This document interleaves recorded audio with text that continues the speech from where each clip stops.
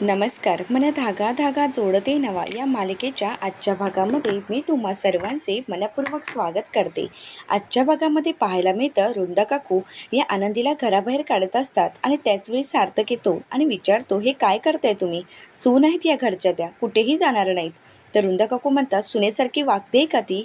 अरे सार्थक, हिच्या भावाने तुझ्या वडिलांना मारलं तरी तू हिचीच बाजू घेतोयस. पण सार्थक म्हणतो, पण त्यांनी यात काय केलं आहे? त्यांची काय चूक आहे? ज्याने केले तो भोगतोय ना शिक्षा. मग तुम्ही यांना घराबाहेर का काढताय?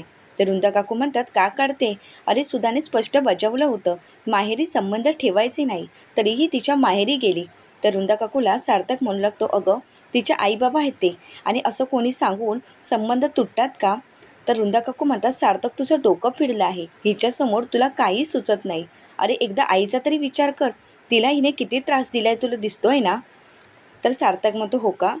बाबांना बरं व्हावं म्हणून यांनीच किती प्रयत्न केले आहेत, तेवढे कोणीही केले नसतील. 2 वेळा स्वतःचा जीव धोक्यात घालून त्यांनी बाबांना वाचवलं आहे, स्वतःवर संकट घेतलं आहे. या घरची सून म्हणून त्यांनी खूप काही केलं आहे आणि या घरच्या त्या सून आहेत, त्यामुळे त्या कुठेही जाणार नाहीत, इथेच थांबणार आहेत. रुंदा काकू रागानेच घरात निघून जातात. तर या सगळ्या गोष्टीचा आनंदीला खूप त्रास झालेला असतो आणि म्हणूनच आनंदी घर सोडून निघालेली असते. तर सार्थक आनंदीला आवाज देऊन थांबवण्याचा प्रयत्न करतो, मात्र आनंदी काही थांबायला तयार नसते. त्यावेळी सार्थक म्हणतो, माझी शपथ आहे तुम्हाला. तर आनंदी तिथेच थांबते आणि सार्थकला म्हणते, प्रत्येक वेळी तुम्ही माझी बाजू घेता, प्रत्येक वेळी माझ्यासाठी तुम्हाला तुमच्या घरच्यांशी संघर्ष करावा लागतो आहे. सार्थक आनंदीला म्हणतो, कारण तुमची बाजू सत्याची असते, योग्य असते. एक नवरा म्हणून माझं कर्तव्य आहे तुमची बाजू घेणं, आणि तेच कर्तव्य मी पार पाडत आहे. तर आनंदी सार्थकला म्हणू लागते, मीच चूक केली, आईंचा शब्द मोडला, मी माहेरी जायला नको होतं, आणि तसंही मी बाबांना वाचूही शकले असते, मी त्यांना थांबवू शकले असते. मी त्यांना म्हणत होते की नका जाऊ, पण बाबांनी माझं ऐकलंच नाही. माझं मरण त्यांनी स्वतःवर घेतलं आहे. तर सार्थक म्हणतो, या जडतरच्या गोष्टी आहेत. तसंही तुम्ही आईचा शब्द मोडला नाही आहे, तर मी मोडला आहे. आणि मीही म्हणू शकतो की मी गेलो असतो तर बाबांचं असं झालंच नसतं. पण घडणाऱ्या गोष्टी या घडतच असतात, त्या आपल्या हातात नसतात. आनंदी, प्लीज एवढा विचार नका करू आणि स्वतःला त्रास करून तर अजिबात घेऊ नका. आनंदी म्हणते, नाही, या सगळ्यामध्ये माझीच चूक आहे. सार्थक आनंदीची समजूत घालतो आणि आनंदीला म्हणू लागतो, नाही, तुम्ही घर सोडून कुठेही जाणार नाही आहात. या घरावर तुमचाही तेवढाच अधिकार आहे आणि या सगळ्या गोष्टीमध्ये तुम्ही स्वतःला त्रास करून घेऊ नका, कारण तुमची काहीच चूक नाही. आनंदी काही ऐकून घ्यायला तयार नसते. तर सार्थक म्हणतो, यापुढे या घरातून बाहेर जायचा विषयही काढायचा नाही, तुम्ही माझ्यासोबत घरी चला. असं बोलून सार्थक आनंदीला घरी घेऊन येतो. मात्र आनंदीला या सगळ्या गोष्टीचं खूप वाईट वाटलेलं असतं. तर आपल्याला दुसरीकडे पाहायला मिळतं, सुधाताई या सार्थकच्या वडिलांच्या आठवणीमुळे त्यांच्या फोटोकडे पाहत असतात आणि त्याचवेळी रुंदा काकू येतात आणि म्हणतात, सुधा, तू इथे भाऊजींच्या फोटोकडे पाहत बसली आहेस आणि तुझ्या सुनेने घरात अगदी धुडगूस घातला आहे. तर सुधाताई विचारतात, काय झालं, काय केलं आहे आनंदीने? तर रुंदा काकू म्हणतात, अगं ती माहेरी जाऊन आली आहे, सार्थकची तिला साथ आहे. सार्थकचे वडील जाऊन सुद्धा सार्थक तिचीच बाजू घेतो आहे. असं का वागतोय मलाच कळत नाही. मान्य आहे, सार्थकचं तिच्यावर मनापासून आहे, पण तिला कळत नाही का? काय गरज होती आपल्या सासऱ्यांना ज्या घरातल्या व्यक्तीने मारलं आहे त्या घरी जायची? हिला काय गरज होती? तिला तर माहेरचीच काळजी पडलेली असते. तिला सासरविषयी प्रेमही नाही, ना प्रेम ना जिव्हाळा, फक्त तिला माहेरची ओढ आहे. मी असती ना सुद्धा तर खरंच सांगते, अशा भावाचं तोंडही बघितलं नसतं. एवढंच नाही तर माहेरी पाऊलही टाकलं नसतं. पण खरंच हिला तसं काहीच वाटत नाही. अगदी अवघड आहे. सुधा, मी तुला खरं सांगते, ही एक दिवस आनंदी या घराची पूर्ण वाट लावणार आहे. तर सुधाताई रुंदा काकूंना म्हणतात, बस, आता तुला बोलायची काहीच गरज नाही. आनंदीने माझा शब्द मोडला आहे आणि त्यामुळे या गोष्टीची तिला किंमत मोजावीच लागणार आहे. तर सुधाताईंचे हे शब्द ऐकून रुंदा काकू मात्र खुश झालेले असतात. तर राजाध्यक्षांच्या घरी एक व्यक्ती सार्थक आणि आनंदीच्या लग्नाचा अल्बम घेऊन आलेली असते. तर ते आदर्शला म्हणू लागतात, सार्थक आणि आनंदी मॅडमच्या लग्नाचा हा अल्बम आहे. राजाध्यक्षांच्या घरातून कोणीच अल्बम घेण्यासाठी आलं नव्हतं, म्हणूनच म्हटलं की स्वतः जाऊन द्यावं आणि त्यासाठी आलो आहे. आदर्श त्यांना पेमेंट विचारतो, मात्र सार्थकने पेमेंट केलेलं असतं. त्यानंतर आदर्श थँक्स बोलतो, तर ती व्यक्ती निघून जाते. तर आदर्श हे ते सगळे फोटो पाहू लागतो आणि त्यामध्ये काकांचे फोटो पाहून आदर्शला खूप भरून आलेलं असतं. आणि त्याचवेळी आनंदी ही आरती घेऊन आदर्शजवळ येते. तर आदर्शच्या हातात अल्बम बघून आनंदी विचारते, हे काय आहे दादा? तर आदर्श बोलू लागतो, तुझ्या आणि सार्थकच्या लग्नाचा अल्बम आहे. कदाचित त्या व्यक्तीला माहीत नसावं आणि म्हणूनच ती व्यक्ती इथे अल्बम घेऊन आली आहे. पण ठीक आहे ना, सार्थक आला की सार्थकला दाखव. तर दुसरीकडे पाहायला मिळतं अण्णा हे घाईघाईने बँकेमध्ये निघालेले असतात. तर मालतीताई म्हणू लागतात, अहो थांबा जरा. तर अण्णा बोलतात, अगं नाही मालती, मला बँकेत जायचं आहे, चौकशी करायची आहे की किती पैसे काढता येतील आणि किती ठेवावे लागतील, कारण आता मनोजसाठी लागणारच आहेत ना. तर मालतीताई म्हणतात, अहो त्याचसाठी तर थांबवत आहे मी तुम्हाला. असं बोलून ते आपल्या पदराशी बांधलेल्या बांगड्या अण्णांच्या हातात देत बोलू लागतात, हे घ्या. तर अण्णा बोलतात, नाही मालती, हे काय करतेस तू, हे तर तुझं स्त्रीधन आहे. तर अण्णांना मालतीताई बोलू लागतात, हो पण हे तर आपल्या मुलांसाठीच असतं ना, आणि हे अडीअडचणीच्या काळामध्येच उपयोगी येतं ना, म्हणूनच मी म्हणते आहे, हे घेऊन जा आणि यातून जे काही पैसे येतील ते आपल्याला मनोजला सोडवण्यासाठी मिळतील. तर अण्णा बोलतात, नाही मालती, मी असं करू शकत नाही. तर मालतीताई म्हणतात, घ्यावेच लागतील तुम्हाला, कारण माझ्या मुलाला सोडवणं खरंच खूप महत्त्वाचं आहे. आणि हे सगळं लीनावहिनीने ऐकलेलं असतं. लीनावहिनीला खूप वाईट वाटत असतं. तर दुसरीकडे आदर्श दादा हे आनंदीला म्हणू लागतात, मला माहीत आहे आनंदी, हा दिवस साजरा करण्याचा नाही आहे आणि ही वेळही नाही आहे, पण काकांच्या आठवणी बघ ना, आणि यामध्ये काका किती खुश होते. तुझं आणि सार्थकचं लग्न होतं हे पाहून काकांना खूप आनंद झाला होता. आणि या सगळ्या अल्बममध्ये काकांच्या तर आठवणी आहेतच ना, बघ ना. तर आनंदीला हे ते सगळं पाहून खूप आनंद झालेला असतो आणि खूप वाईटही वाटत असतं. तर आदर्श ते सगळे फोटो आनंदीला दाखवत असतो आणि त्याचवेळी आनंदीच्या एक फॅमिलीचा फोटो असतो. तर आनंदीला आदर्शदादा म्हणू लागतो की बघ, हा तुझ्या कुटुंबियांचा फोटो आहे, किती छान आलाय बघ. तर आनंदी हातात घेऊन तो फोटो पाहत असते आणि त्याचवेळी मागून सुधाताई येतात आणि आनंदीच्या हातातला तो फोटो काढून घेतात. आनंदी म्हणू लागते, आई तुम्ही.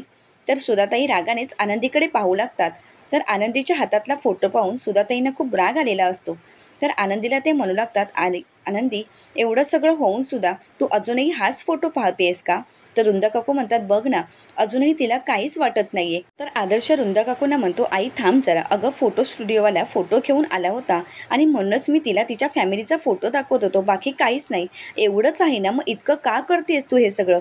तू रुंदा काकू म्हणू लागतात, अरे सर्वजण तिचीच बाजू का घेत आहे. तुम्हाला माहिती आहे का, सुधाने तर तिला पूर्णपणे माहेरी जाण्यासाठी नकार दिला होता. तिला तिच्या माहेरी जायला थांबवलं होतं, तरीसुद्धा ती तिच्या माहेरी गेली. पण तिला वाटलं की हे कोणाला कळणार नाही, पण हे सगळं काही आम्हाला कळलं आहे.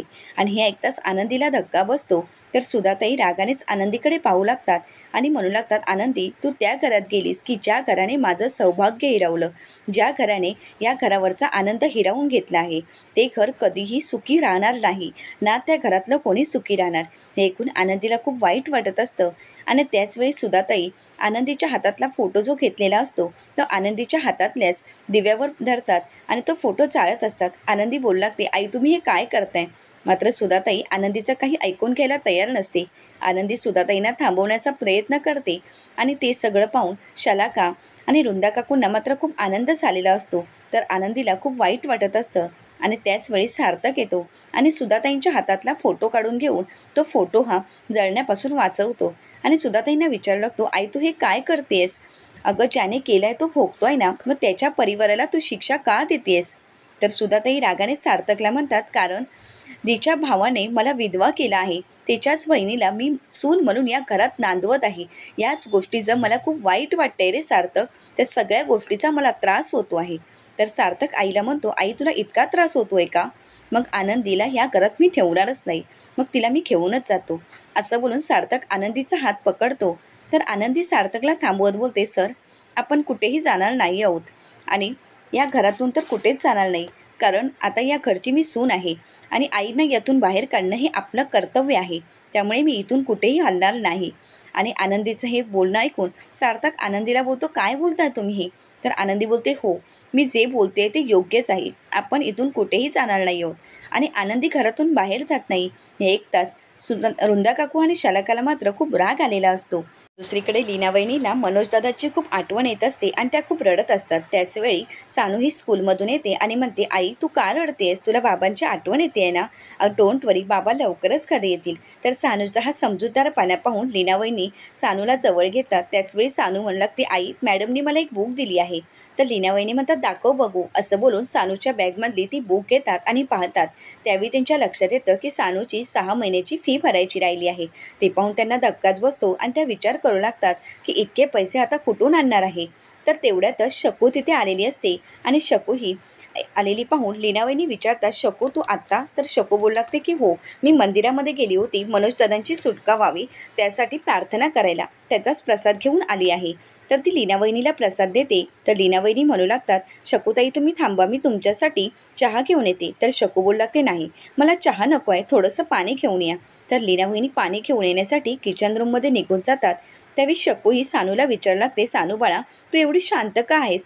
सानू ही शकूला म्हणते, आई बाबा घरी नाहीत म्हणून खूप टेन्शनमध्ये आहे आणि त्याच मॅडमने आज मला एक बुक दिली आहे की माझी फी भरायची बाकी राहिली आहे, म्हणजे आता मला काही स्कूलमध्ये जाता येणार नाही. तर शकू ही सानूची समजूत घालते आणि त्यावर काहीतरी पर्याय शोधायचा विचार करू लागते. तर दुसरीकडे आनंदी ही सार्थकला बोलू लागते, सर मला प्रॉमिस करा की तुम्ही यापुढे या घरातून कुठेही जाणार नाही आहात आणि तुम्ही असं कसं वागू शकता? अहो आई आहेत ना त्या आपल्या, त्या त्यांच्या जागी अगदी बरोबर आहेत. अहो वेळ वाईट आहे, आईंची यात काहीच चूक नाही आहे. दुःखाचा डोंगर आईंवर कोसळला आहे. तर सार्थक म्हणतो की मी पण सहन करतच आहे ना, मलाही त्या गोष्टीचं तेवढंच दुःख झालं आहे ना, म्हणून आई तुमच्याशी असं वागू शकते का? अहो आईने असं वागणं खरंच चुकीचं आहे. तर सार्थकला समजावत आनंदी बोलू लागते, आईने या घराला आजपर्यंत सांभाळलं आहे, या माणसांना सांभाळलं आहे, मग आता आपली ही जबाबदारी आहे ना आईंना सावरायची. आता आपण आईंना सावरायला हवं. त्यामुळे यापुढे कुठेही आपण घर सोडून जाणार नाही आहोत. आईला आणि अक्कूला सोडून कुठेही जायचं नाही आहे. सार्थक म्हणतो, माझी इच्छा नाही आहे, मी रागाच्या भरात बोलून गेलो. तर आनंदी ही सार्थकला म्हणते, मग चला आत्ताच्या आता जाऊन आपण आईंची माफी मागूया. तर आनंदी ही सार्थकला आईंच्या रूममध्ये घेऊन आलेली असते व सुधाताईंना आवाज देते. तर सुधाताई आनंदीशी बोलतही नाही. त्यानंतर सार्थकला आनंदी बोलायला सांगते. तर सार्थक हा आईला बोलू लागतो, आई खरंच सॉरी. मात्र सुधाताई त्या दोघांनाही रूमच्या बाहेर काढतात आणि त्यांच्या तोंडावरच दरवाजा बंद करून घेतात. तर आनंदी ही सार्थकला म्हणू लागते की आई काहीच ऐकून घ्यायला तयारच नाही आहेत. तर सुधाताईसुद्धा खूप रडत असतात आणि ह्या सगळ्या गोष्टीचं सार्थकलाही खूप वाईट वाटलेलं असतं. तर सार्थक आणि आनंदी समजूत घालून तिथून निघून जातात. मात्र त्या दोघांनाही खूप वाईट वाटलेलं असतं. तर इकडे केदार हा रेश्माला भेटायला येतो आणि घडलेला सगळा प्रकार सांगतो. तर रेश्मा म्हणते, काय सांगतोयस हे तू? अरे आईने चक्क त्यांचा फॅमिली फोटो झाला. तर केदार म्हणतो, हो ना, यावरून हेच सिद्ध झालं की सुधा काकू यापुढे आनंदीला त्या घरात सून म्हणून ठेवणार नाही, म्हणजे हे तर आता क्लिअर झालं आहे. तर हे ऐकताच रेश्मा खूप खुश होते आणि रेश्मा म्हणू लागते, पण मला कळत नाही आहे हे कसं घडलं, कारण मनोज हे करणं शक्यच नाही आहे. तो कसा जरी असला तरी त्याची एवढी डेअरिंग नाही आहे आणि तो एखाद्या माणसाचा जीव तर घेऊच शकत नाही. केदार मात्र घाबरून गेलेला असतो. केदार म्हणू लागतो, म्हणजे तुला काय म्हणायचं आहे, हे दुसरे कोणीतरी केलं आहे का? तर रेश्मा बोलते, हो माझी खात्री आहे हे मनोजने केलंच नाही आहे. तर केदार घाबरतच म्हणतो, नाही नाही, हे सगळं काही मनोजनेच केलं आहे, त्यानेच तर आमच्या काकांना उडवलं आहे. त्यामुळे आता एकतर बरं होईल ना, आणि मनोजला शिक्षा झाली तर आनंदी त्या घरातून गायब होईल. ते ऐकून रेश्मा खूप खुश होते. मात्र केदार घाबरतच रेश्मासमोर बघू लागतो. तर दुसरीकडे शकूही सार्थकला फोन करते आणि घडलेला सगळा प्रकार सांगते. तर सार्थक म्हणतो, तू अजिबात घाबरू नकोस, मी सगळं काही हँडल करेन. तर शकूही थँक्स बोलते. तर सार्थक विचार करू लागतो की आता सानूची फी कशी भरायची आहे. तर सार्थकला सगळं काही फीबद्दल समजलेलं असतं. तर पुढील भागात आपल्याला पाहायला मिळतं, सुधाताई आनंदीला म्हणतात, आनंदी प्रार्थना कर की बाबांच्या आत्म्याला शांती मिळून देत आणि ज्यांनी बाबांचा खून केला त्याला शिक्षा होऊन देत. आनंदी मात्र काहीच बोलत नाही. तर दुसरीकडे वर्तकांच्या घरी मनोजच्या कंपनीचे माणूस आलेले असतात आणि म्हणू लागतात, मनोजने ज्यावेळी कंपनी जॉईन केली त्यावेळी त्यांनी एक फंड केला होता आणि त्याच फंडाचा चेक देण्यासाठी आलो आहोत, असं बोलून ते लीनावहिनीच्या हातात चेक देतात आणि त्यानंतर सार्थकला जाऊन भेटतात आणि म्हणतात की मी चेक देऊन आलो आहे. ते सगळं काही लीनावहिनीने ऐकलेलं असतं. लीनावहिनी सार्थकला म्हणते, तुम्हाला मदत करायचीच असेल तर त्यांना सोडवा, मला पैशाची मदत नको आहे, मला खात्री आहे तुम्ही ही केस मागे घ्याल. मात्र सार्थक काहीच बोलत नाही. त्यावेळी लीनावहिनी सार्थकने दिलेला चेक हा सार्थकच्या तोंडावर फेकते. सार्थक हा लीनावहिनींकडे पाहू लागतो. आता सार्थक लीनावहिनीने सांगितल्याप्रमाणे केस मागे घेईल का, मनोजची यामधून सुटका करेल का, हे पाहण्यासाठी चॅनलला नक्की सबस्क्राईब करा. व्हिडिओ आवडल्यास व्हिडिओला लाईक करा आणि व्हिडिओ पाहिल्याबद्दल तुम्हा सर्वांचे मनपूर्वक धन्यवाद.